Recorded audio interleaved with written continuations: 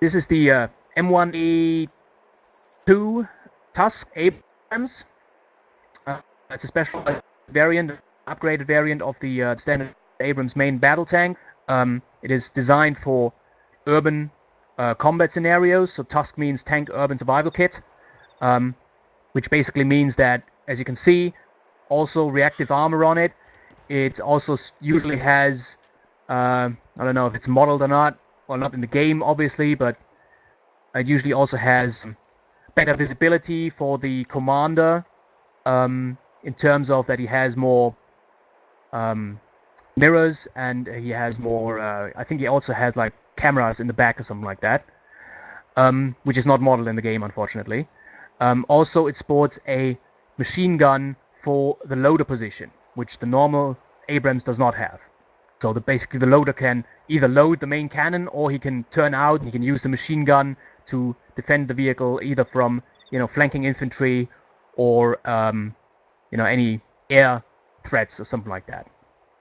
Main armament, as you can see, 120mm L44 smoothbore cannon. And as I said before, this is also a copy and paste variant. That is actually the cannon that is on all the Leopard 2 tanks up to the version A5. It uses the same cannon, designed and manufactured by Rheinmetall Defense, and produced in the US on license. I don't know which company produces it. It's the same cannon, basically. It's a German cannon, so that's why it's fairly good. Anyways, the cannon can fire three different round types, and so there's a fourth one currently in development, which is not modeled in the game. So the usual, you have the AP round, also AP fin stabilized discarding sabot, which is like a how to best explain that? Does anybody not know what a sabot round is and how it works? Review it, please. Okay, a sabot round is basically a sub-caliber round. So you can imagine when the tank fires the so-called kinetic energy penetrator, which is the main, the standard cannon round against armored targets. It doesn't fire like 120mm huge-ass shell.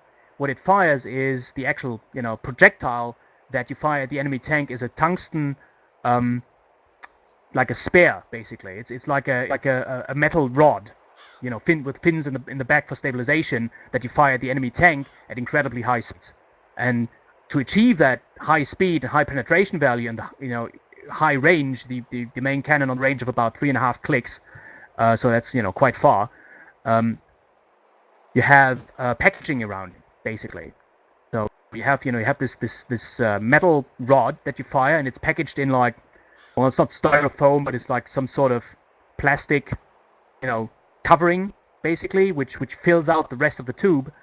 And when you fire it, once the projectile, or once the sabot leaves the tube, those packagings fly off, the actual round that you fire, the actual, kinetic energy penetrator, and it flies off towards the target. So that way you can basically you accelerate the round that comes out of the cannon. It's a much smaller diameter and therefore a higher penetration value. It doesn't have that much drag when it flies through the air and stuff like that. It's not affected that much by gravity and so on. As I said, and also the metal that you use, it's either tungsten or it's actually some variants have depleted uranium core, which is a very high density, very strong metal. Right? What else? You also have high explosive rounds, much like the 25mm Bushmaster has, which is mostly used as a fragmentation round, which is mostly used against infantry, soft armored targets, buildings, and stuff like that. It also can fire a so-called canister round. The canister round has, I think, I'm just thinking right now, and you nearly spawned an AAV on top of me. Thank you. I think around 2,000 ball bearings in it. It's basically like a shotgun round for a tank. It's a 120mm shotgun round. It's lethal up to 600 meters. That is, most used in urban environments, obviously, and against infantry. in what would be considered a knife fight, close quarters combat with a tank, because 600 meters for a tank is really, really close. And also there is a fourth round, which is currently it's an XM something rather a number combination, which is a chemical, what's that thing called again? It's basically a rocket powered round. It basically fires a small rocket out of the tube, and that special round also has a sensor on it, so you can basically aim it. It's similar to what the Russian tanks fire out of the tube. It's like the Russian tanks, some of them can fire a rocket out of the main cannon. That's kind of similar to that. But it's currently in development. It's an experimental thing, so it's first off, it's not modeled in the game, and also is currently not used in current deployment. Secondary armament, as you can see, it has a 50 cal for the commander, a crew serve variant, and you can control it from inside. It has a 7.62 coaxial cannon, a machine gun, and it also has, in this variant, Tusk for the loader has also a 7.62 machine gun for the loader position. Both vehicles fire control system in them, so you can laze targets and get accurate shots on them. Both vehicles have thermal imaging devices. Usually the Bradley has a mixed mode. Basically, when you activate the mode, you will see it when you get into it. It is basically a mix between night vision and thermal imaging, whereas the not quite sure on the Abrams, certain variants have different two different modes. So you can either engage the night vision mode or you can engage the thermal imaging device on it. Armor of this vehicle, it has a 600 or 650 millimeter front armor, like multiple layer, like complete tank steel armor on it. So that stops most conventional tank rounds. But it also sports in this variant reactive arm plating on the sides at least, and some Tusk variants also have those on the turret and the main hull. So, highly armored, high survivability. Speed on this vehicle, as I said, 1500 horsepower, gas turbine engine. It's quite an unusual engine actually for a tank, but for some odd reason the Americans thought it was a good idea.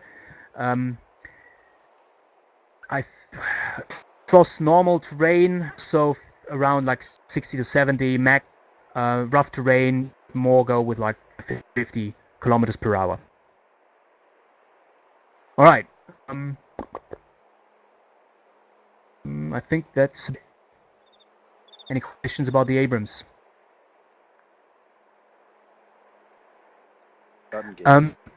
Yeah, not. It's currently not modeled. The ACE team is thinking about it, trying to implement that loader position, give him some, something to do, but that's probably quite some time in it. So it's more like a glorified machine gunner, something like that. All right. You also want to go over those AAV and the M113 aluminum can back there? Yeah, only if you want to. Yeah, I personally don't really know much about the AAV, to be honest. I would have to actually look. Looks like yeah, it's a bathtub, basically. A tracked bathtub. That's what it is. Yeah, it's an amphibious vehicle.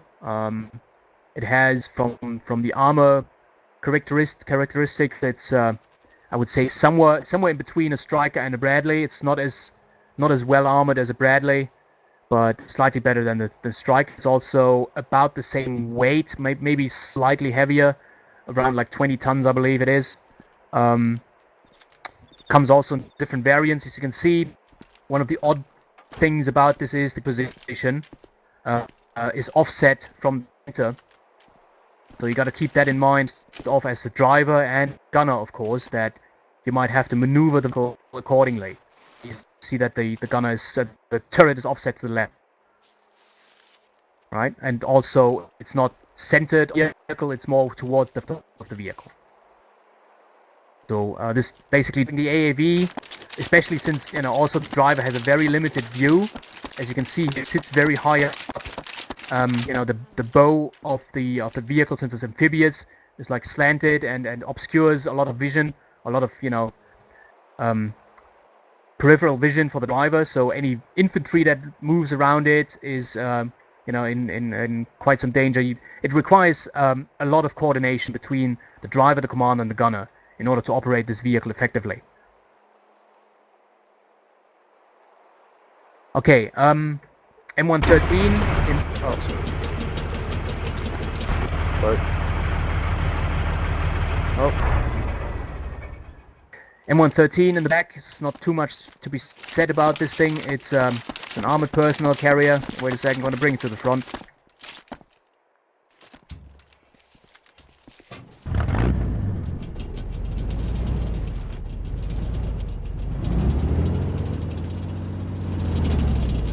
Oh, for fuck's sakes. Yeah, as you can see, this vehicle is crappy as hell.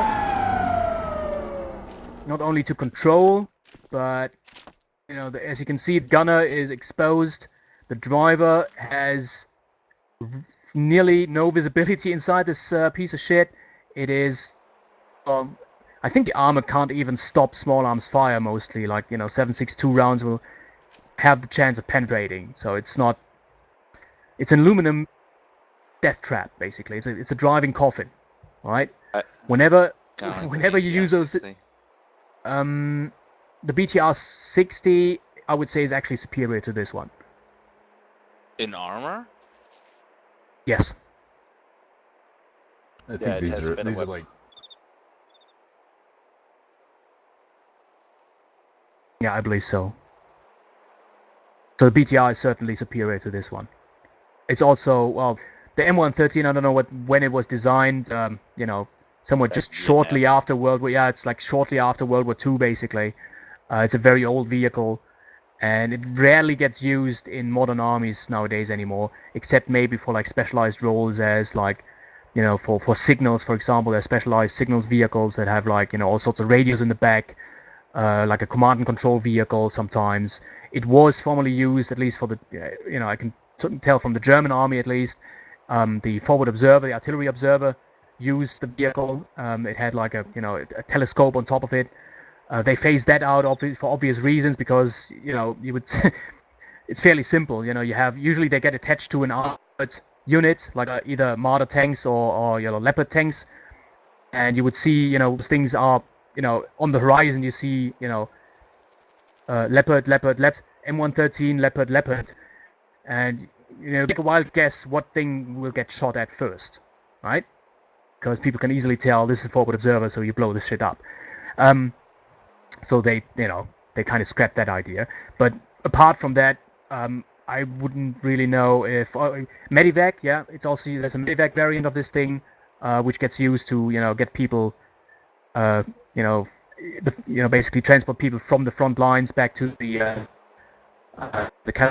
collection point or whatever. Because it's, as I said, it's slightly armored, so you don't get killed as easily.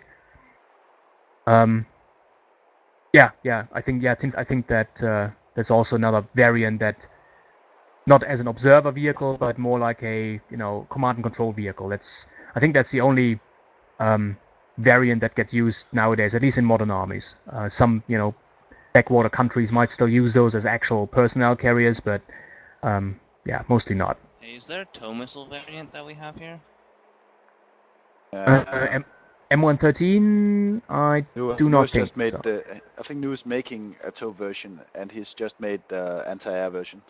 Yeah, the tow and comes along with the forward observer, and apparently they use the same chassis and rider thing. Yeah, the Vulcan variant is actually, or the Pivots or whatever it's called, is actually on this map. Let me just, right you here. just spawn it. Yeah. Move before it lands on me. Yeah, you gotta be really careful spawning that many vehicles on one spot.